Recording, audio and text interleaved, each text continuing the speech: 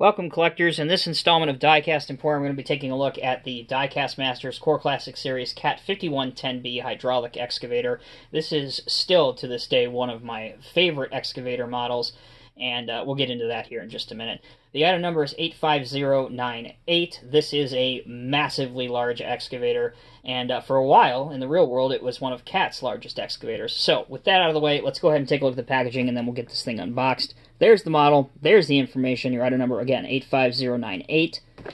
On the back, there is the excavator hard at work, and here are your machine operational specifications and dimensions. Again, if you're into that kind of thing, please feel free to pause the video at this point and check that out. Alright, let's go ahead and get this thing out of the box and take a look at it. So this has been in the Cat scale model lineup continuously since 2002, when Norscot did the original tooling. And stick around towards the end of this video, guys. I got a couple special treats I want to show you, including the original Norscot one, and we'll kind of do a little bit of comparison and see just how far this model has come. So here is the model. The only other thing inside the packaging, as always, is your catalog with the entire lineup of Diecast Masters Cat products. So for the most part, the overall casting has remained unchanged, and that's not a bad thing, because when this came out, everything functioned well. It had metal tracks, which was, again, very not the norm for 2002. For the most part, excavators at that time period still had rubber tracks. This had the metal tracks. The hand and grab rails are still rubber, but one of the biggest improvements is that the hydraulic lines all throughout this model are now black. They looked horrible, and they were yellow on the original. Also, these lifting eyes here, these are now black, and a lot of the accent detail has been updated and changed, and it looks so much better in my opinion.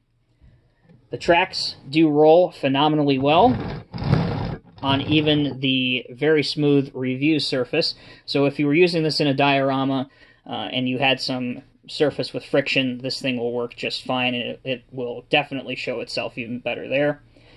As for the functionality, let's go ahead and get this thing even tighter for a transport load. And because of the size of this machine, obviously you could not, in its fully assembled manner, transport this on a standard on-highway lowboy. However, if you do have the Norscot tow haul lowboy set, which is a very large off-highway mining lowboy, this does look right at home and look very good on that. So there is the tucked-in transport pose. As far as the working poses, everything works very, very well. You can achieve any of the realistic poses that you want. 360-degree rotation, no issue there. Your digging depth is also phenomenal. And again, these metal cylinders are strong enough that you can hold any pose that you want, even digging into material. So again, excellent scores there. And this is a Core Classic Series model, so of course you do have Bob the operator in the cab. Upon purchasing this model, you can disassemble it and remove him if that's something that bothers you. I, as always, do not personally recommend that. So this in the real world would be paired with a dump truck like a 777D, which I have right here. Something similar in size to that. And as you see, the two look right at home together. So if you're going to pick up a 5110B, pick up an off-highway truck like a 777D, because the two look great together in the display cabinet. Alright, so I said that I had a couple cool features to show you. First thing is I want to bring in the original Norscot. And this is my original that I've had since 2002, 18 years ago.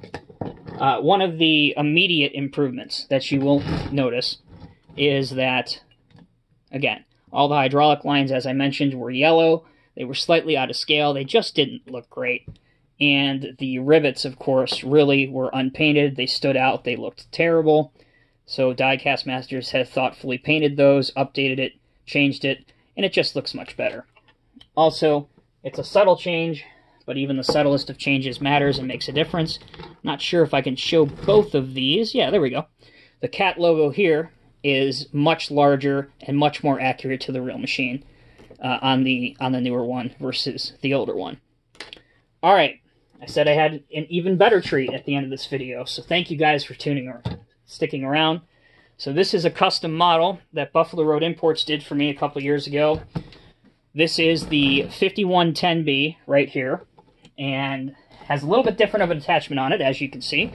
So this is the Gaz Evans GF22 rock and scrap grapple. This is a resin piece, and it just looks awesome on the 5110B.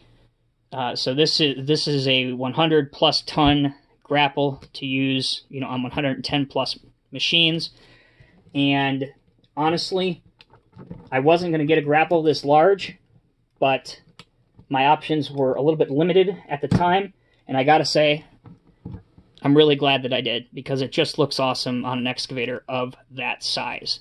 So, as always, I'm Tommy with Diecast Emporium. Thank you guys so much for watching. We will see you in the next video review.